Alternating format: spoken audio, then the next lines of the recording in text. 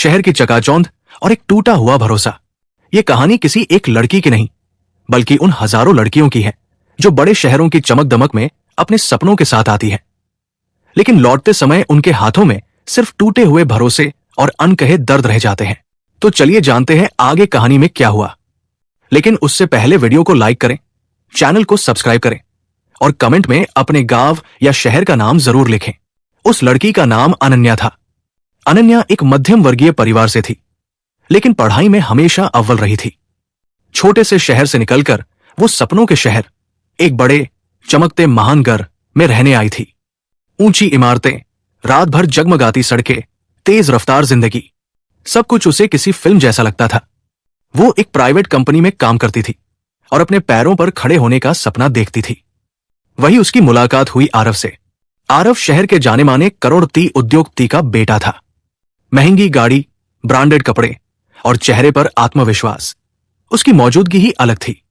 लेकिन सबसे खतरनाक चीज थी उसकी मीठी बातें। वो अनन्या को स्पेशल महसूस कराता था। तुम बाकी लड़कियों जैसी नहीं हो, तुम्हारे साथ जिंदगी बिताना चाहता हूं। पैसा सब कुछ नहीं होता अनन्या ने कभी अमीरी से प्रभावित होने का दावा नहीं किया, लेकिन वो उसके झूठे प्यार पर भरोसा कर बैठी। धीरे धीरे दोस्ती गहरी हुई और फिर वो रिश्ता बन गया जिसे अनन्या ने दिल से अपनाया। लेकिन आरव ने सिर्फ अपने फायदे के लिए। अनन्या ने अपना सब कुछ उसे सौंप दिया, अपना भरोसा, अपना प्यार और इज्जत इश्क। कुछ महीनों बाद अनन्या की जिंदगी अचानक बदल गई।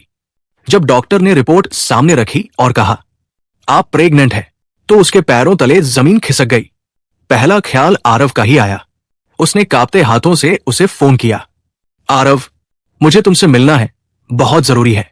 कॉफी शॉप में बैठी अनन्या की आंखों में डर साफ दिख रहा था। उसने सारी बात बता दी। कुछ पल के लिए आरव चुप रहा, फिर उसके चेहरे का रंग बदल गया। उसने सारी बात बता दी। कुछ पल के लिए आरव चुप रहा, फिर उसके चेहरे का रंग बदल गया। आरव ने ठंडे लहजे में कहा। अनन्या हैरान रह गई। ये हम दोनों की जिम्मेदारी है, उसने कहा। आरव ने नजरें चुरा ली। मेरे पापा को अगर पता चला तो मेरी पूरी जिंदगी बर्बाद हो जाएगी। तुम्हें पता है मेरा स्टेटस क्या है? उस दिन पहली बार अनन्या ने महसूस किया कि वो अकेली है। अगले कुछ दिनों में आरव के फोन कम होने लगे। मैसेज का जवाब नहीं आता, और जब आता तो उसमें प्यार नहीं, सिर्फ डर और स्वार्थ होता। एक रात आरव ने उसे अपने फ्लैट पर बुलाया। अनन्या को उम्मीद थी कि शायद वो जिम्मेदारी स्वीकार करेगा, शायद वो कहेगा मैं तुम्हारे साथ हूं। लेकिन जो उसने सुना, उसने अनन्या की आत्मा तक को तोड़ दिया। आरव ने बिना आंखों में देखे कहा, देखो, मैं तुमसे एक साफ बात करना चाहता हूं। उसने टेबल पर एक लिफाफा रखा। तुम कितना पैसा लोगी इस बात को यही खत्म करने के लिए? अनन्या का दिल जोर से धड़क उठा। तुम क्या कह रहे हो? उसकी आवाज कांप रही थी। आरव बोला, मेरे लिए ये कोई इमोशनल बात नहीं है, ये एक प्रॉब्लम है, और हर प्रॉब्लम का सॉल्यूशन पैसा होता है। उस पल अनन्या को लगा जैसे उसकी पूरी दुनिया ढह गई हो। जिस आदमी के साथ उसने जिंदगी के सपने देखे थे, वही उसे आज सौदे की तरह देख रहा था। तुम्हें शर्म नहीं आती? अनन्या की आंखों से आंसू बहने लगे। तुमने मेरा इस्तेमाल किया और अब मुझे खरीदना चाहते हो? आरव का चेहरा सख्त हो गया। रियलिटी समझो अनन्या, तुम मेरे लेवल की नहीं हो। मैं शादी किसी अपने स्टेटस की लड़की से करूंगा। पैसा ले लो और चुप रहो, तुम्हारे लिए भी यही बेहतर है। अनन्या लिफाफे को देखती रही। उसमें लाखों रुपए थे, वही पैसे जिनसे एक इंसान अपनी गलती, अपनी बेईमानी और अपना अपराध छुपाना चाहता था। उस रात अनन्या अकेली सड़कों पर भटकती रही। शहर की रोशनियां वैसी ही चमक रही थी जैसे कुछ हुआ ही न हो, लेकिन उसके भीतर अंधेरा फैल चुका था। उसके सामने कई सवाल थे। क्या वो पैसे ले ले? क्या वो सच को दबा दे? क्या समाज उसे समझेगा या उसे ही दोषी ठहराएगा? और सबसे बड़ा सवाल, क्या वह अपने होने वाले बच्चे के लिए खड़ी हो पाएगी? उस रात अनन्या ने एक फैसला लिया, एक ऐसा फैसला जो उसकी जिंदगी बदलने वाला था। चुप्पी की सजा और सच की लड़ाई। उस रात के बाद अनन्या के लिए कुछ भी पहले जैसा नहीं रहा। सुबह जब शहर जागता था, लोग अपने अपने काम पर निकलते थे, गाड़ियां हॉर्न बजाती थी, चाय की दुकानों पर भीड़ लगती थी। लेकिन अनन्या के भीतर सब कुछ रुका हुआ था। वो आईने के सामने खड़ी होकर खुद को देखती, और हर बार वही सवाल उसकी आंखों में तैर जाता, मेरी गलती क्या थी? आरव ने फोन करना पूरी तरह बंद कर दिया था। उसके व्हाट्सएप पर सिर्फ सीन दिखाई देता, जवाब कभी नहीं। अनन्या को अब साफ समझ आ चुका था कि करोड़पति का बेटा होने के साथ साथ उसके भीतर इंसानियत की भारी कमी भी थी। प्रेगनेंसी के शुरुआती दिन अनन्या के लिए बेहद मुश्किल थे। शरीर थका हुआ रहता, मन और भी ज्यादा। ऑफिस में वो सामान्य रहने की कोशिश करती, लेकिन कई बार वॉशरूम में जाकर चुपचाप रो लेती। उसे डर था, अगर किसी को पता चल गया तो, अगर नौकरी चली गई तो, अगर परिवार को सच पता चला तो। उसने कई रातें बिना सोए गुजारी। आखिरकार एक दिन उसने अपनी मां को फोन किया। मां की आवाज सुनते ही अनन्या टूट गई। सब कुछ बता दिया, प्यार, भरोसा, धोखा, प्रेगनेंसी और आरव का वो सवाल, कितना पैसा लोगी चुप रहने के लिए। फोन के उस पार कुछ देर सन्नाटा रहा। फिर मां ने भारी आवाज में कहा, बेटी तू अकेली नहीं है, गलती उसकी है, शर्म भी उसी को आनी चाहिए। लेकिन पिता को सच बताना इतना आसान नहीं था। जब उन्हें पता चला तो उनका चेहरा पीला पड़ गया। लोग क्या कहेंगे, हम किसे मुंह दिखाएंगे, उस लड़के से बात क्यों नहीं करती, पैसा ले ले, बात खत्म कर। अनन्या पहली बार अपने पिता पर चिल्लाई, पापा ये कोई सौदा नहीं है, ये मेरी जिंदगी है। घर में तनाव फैल गया। रिश्तेदारों को भनक लगते ही फुसफुसाहटें शुरू हो गई। लड़की ने ही कुछ किया होगा। आजकल की लड़कियां बहुत आगे निकल गई हैं। अमीर लड़का है, वो क्यों फंसेगा। समाज ने सवाल आरव से नहीं, अनन्या से किए। इसी बीच आरव दोबारा सामने आया। इस बार उसके साथ एक वकील था। कॉफी शॉप में बैठा आरव पहले से ज्यादा ठंडा और बेरहम लग रहा था। हम तुम्हें एक अच्छा अमाउंट देने को तैयार हैं, वकील ने कहा, लेकिन उसके बदले तुम्हें एक एग्रीमेंट साइन करना होगा। कोई केस नहीं, कोई मीडिया नहीं। अनन्या ने कागज देखे। मोटी रकम लिखी थी, इतनी कि उसकी जिंदगी आराम से चल सकती थी। एक पल के लिए उसका दिल डगमगाया। इतने पैसों से वो शहर छोड़ सकती थी, सब कुछ भूल सकती थी। लेकिन फिर उसने अपने पेट पर हाथ रखा। ये बच्चा भी किसी का है, उसने शांत लेकिन मजबूत आवाज में कहा, और मैं इसे पैसे के बदले नहीं बेच सकती। आरव भड़क उठा, तुम समझती क्यों नहीं, मैं बर्बाद हो जाऊंगा। अनन्या ने उसकी आंखों में देखा और कहा, और मैं क्या हूं, एक गलती। वो वहां से उठकर चली गई। पहली बार उसे डर के साथ साथ एक अजीब सा सुकून भी महसूस हुआ। उसके बाद मुश्किलें और बढ़ गई। ऑफिस में किसी तरह बात फैल गई। मैनेजर ने उसे अलग बुलाकर कहा, आपकी पर्सनल लाइफ कंपनी की इमेज पर असर डाल सकती है। कुछ ही दिनों में उसकी नौकरी चली गई। अब न पैसा था न काम, बस एक लंबी लड़ाई सामने थी। एक एनजीओ की मदद से अनन्या ने कानूनी रास्ता चुना। केस दर्ज हुआ, मीडिया में खबर आई, करोड़पति उद्योगपति के बेटे पर शोषण का आरोप। आरव के घर में भूचाल आ गया। उसके पिता ने पहली बार उससे सख्ती से बात की, तुम्हारी वजह से हमारा नाम सड़कों पर आ गया। आरव गुस्से में अनन्या को धमकी देने लगा, केस वापस ले लो वरना तुम्हें पछताना पड़ेगा। लेकिन अब अनन्या वही लड़की नहीं थी जो चुपचाप रो लेती थी। वो अदालत में खड़ी हुई। उसने सच कहा, बिना रोए, बिना झुके। मैं बदनामी से नहीं डरती, उसने जज से कहा। मैं उस सोच से डरती हूं जो पैसे के दम पर सच को कुचल देना चाहती है। उस दिन कोर्टरूम में सन्नाटा था। शहर की वही चकाचौंध, वही अमीरी, आज पहली बार एक आम लड़की के सामने कमजोर लग रही थी। अनन्या जानती थी कि लड़ाई अभी लंबी है, समाज का फैसला अभी बाकी है, कानून का फैसला भी। लेकिन उसके भीतर एक नई ताकत जन्म ले चुकी थी, अपने बच्चे के लिए, अपने आत्मसम्मान के लिए, और उन सब लड़कियों के लिए जो चुप रहने पर मजबूर कर दी जाती है। कहानी यहां खत्म नहीं होती, यह तो सिर्फ शुरुआत थी। अदालत, सच और एक औरत की जीत। अदालत की इमारत बाहर से जितनी बड़ी और मजबूत दिखती थी, भीतर से उतनी ही ठंडी और बेरहम लगती थी। अनन्या जब पहली बार कोर्टरूम में दाखिल हुई तो उसके हाथ हल्के से कांप रहे थे। सामने लकड़ी की ऊंची बेंच, काले कोट में वकील और बीच में खड़ा न्याय, सब कुछ उसे डराने वाला लग रहा था। लेकिन उसके पेट में पल रही एक जिंदगी उसे बार बार याद दिला रही थी, पीछे हटने का अब कोई रास्ता नहीं है। आरव वहां पूरे तामझाम के साथ आया था। महंगा सूट, मशहूर वकील और चेहरे पर नकली आत्मविश्वास। उसके पिता भी पीछे की कतार में बैठे थे, सिर ऊंचा, मानो पैसा हर सवाल का जवाब हो। मुकदमे की शुरुआत हुई। आरव के वकील ने पहला वार किया, माय लॉर्ड, ये सब एक आपसी सहमति का रिश्ता था। मेरी मुवक्किल अब पैसे एंटनी के इरादे से झूठा आरोप लगा रही है। कोर्टरूम में फुसफुसाहट फैल गई। कुछ निगाहें अनन्या पर उठीं, जैसे वही अपराधी हो। अनन्या की सांसें तेज हो गई, लेकिन वो चुप रही। जब उसका बयान दर्ज करने की बारी आई तो वो धीरे धीरे खड़ी हुई। उसकी आवाज शुरुआत में कांप रही थी, लेकिन हर शब्द के साथ वो मजबूत होती गई।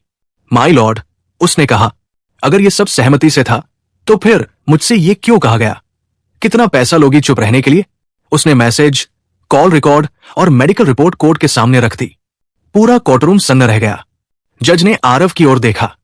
क्या आप इन सबूतों को नकारते हैं? आरव पहली बार असहज दिखा।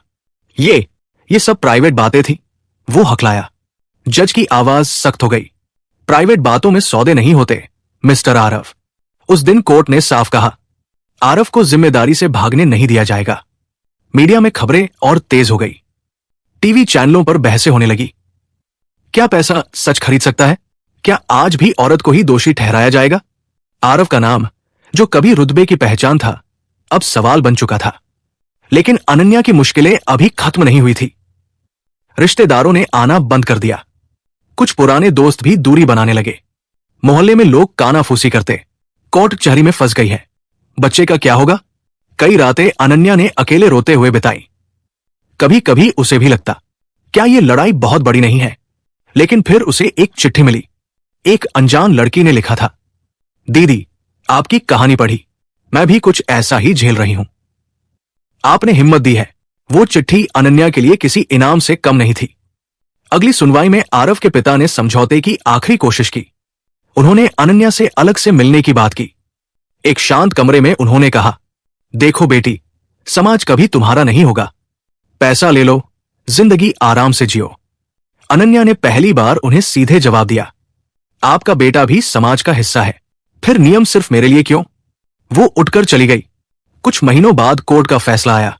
जज ने कहा, यह मामला सिर्फ एक महिला का नहीं, बल्कि उस सोच का है जो पैसे के दम पर जिम्मेदारी से भागना चाहती है। आरव को कानूनी जिम्मेदारी स्वीकार करनी पड़ी। आर्थिक सहायता, सार्वजनिक माफी और सामाजिक सेवा, वो सजा से ज्यादा एक संदेश था। कोर्ट से बाहर निकलते समय अनन्या ने आसमान की ओर देखा। उसे लगा जैसे बरसों बाद उसने खुलकर सांस ली हो। कुछ समय बाद अनन्या ने एक बेटी को जन्म दिया। उस छोटी सी बच्ची को गोद में लेकर उसने कहा, मैं तुम्हें ऐसी दुनिया दूंगी जहां सच बोलना गुनाह न हो। आज अनन्या एक एनजीओ के साथ काम करती है। वो उन लड़कियों की आवाज बन चुकी है जिनकी आवाज दबा दी जाती है। शहर की वही चकाचौंध अब भी है, लेकिन अनन्या अब उससे डरती नहीं, क्योंकि उसने सीख लिया था, सच देर से सही, लेकिन हारता नहीं। समय बहुत कुछ बदल देता है। कोर्ट के फैसले के बाद अनन्या की जिंदगी में शोर धीरे धीरे कम होने लगा, लेकिन संघर्ष पूरी तरह खत्म नहीं हुआ था। अदालत ने इंसाफ दिया था, पर समाज का इंसाफ अभी बाकी था। अनन्या अपनी बेटी आहना को गोद में लिए खिड़की के पास खड़ी रहती। बाहर वही शहर था, भागता हुआ, चमकता हुआ, बेपरवाह। लेकिन उसके भीतर अब डर नहीं था, सिर्फ थकान थी और एक गहरी शांति। आहना के जन्म के बाद अनन्या के सामने नई चुनौतियां थी। काम चाहिए था, घर चलाना था, और सबसे जरूरी, अपनी बेटी को वो माहौल देना था जहां उसकी मां की पहचान किसी गलती से नहीं, बल्कि हिम्मत से हो। एनजीओ में काम करते हुए अनन्या ने कई कहानियां सुनी। किसी को धमकाया गया था, किसी को खरीदा गया और किसी को चुप करा दिया गया। तब उसे एहसास हुआ कि उसकी लड़ाई सिर्फ उसकी नहीं थी। एक दिन उसी एनजीओ में एक सेमिनार रखा गया। मंच पर बोलने के लिए अनन्या का नाम पुकारा गया। उसके हाथ में माइक था, सामने सैकड़ों चेहरे। कुछ साल पहले वही अनन्या लोगों की नजरों से डरती थी। आज वही अनन्या सच बोलने जा रही थी। उसने कहा, मैं कोई देवी नहीं हूं। मैं भी डरी थी, मैं भी टूटी थी, लेकिन अगर हम हर बार चुप रहेंगे तो गलत करने वालों का हौसला और बढ़ेगा। तालियों की गूंज में अनन्या की आंखें नम हो गई। उधर आरव की जिंदगी भी बदल चुकी थी, लेकिन अच्छे मायनों में नहीं। पिता का बिजनेस उसकी वजह से कई डील्स खो चुका था। समाज में उसका नाम अब गर्व नहीं, शर्म से लिया जाता था। जिस पैसे पर उसे घमंड था, वही पैसा उसे आज अकेला छोड़ चुका था। एक शाम आरव अनन्या के एनजीओ पहुंचा। वो वही आदमी था, लेकिन पहले जैसा नहीं। आंखों में अहंकार नहीं था, बल्कि थकान और पछतावा था। मैं तुमसे कुछ कहना चाहता हूं, उसने धीमी आवाज में कहा। अनन्या शांत रही। मैंने सोचा था पैसा सब ठीक कर देगा, आरव बोला, लेकिन मैंने अपनी इंसानियत खो दी। अनन्या ने सिर्फ इतना कहा, पछतावा तब मायने रखता है जब वो दूसरों को चोट पहुंचाना बंद कर दे। वो जवाब नहीं था, वो एक सीमा थी। आरव चला गया और इस बार अनन्या को कोई डर नहीं लगा। कुछ महीनों बाद अनन्या को एक छोटी कंपनी में काम मिल गया। कोई रहम नहीं, कोई सहानुभूति नहीं, सिर्फ उसकी काबिलियत के दम पर आहना धीरे धीरे बड़ी होने लगी। जब वो पहली बार मां बोली तो अनन्या रो पड़ी। उसे लगा हर आंसू, हर लड़ाई, हर अपमान, सब कुछ इस एक पल के लिए था। एक दिन आहना ने मासूमियत से पूछा, मां, मेरे पापा कहाँ हैं?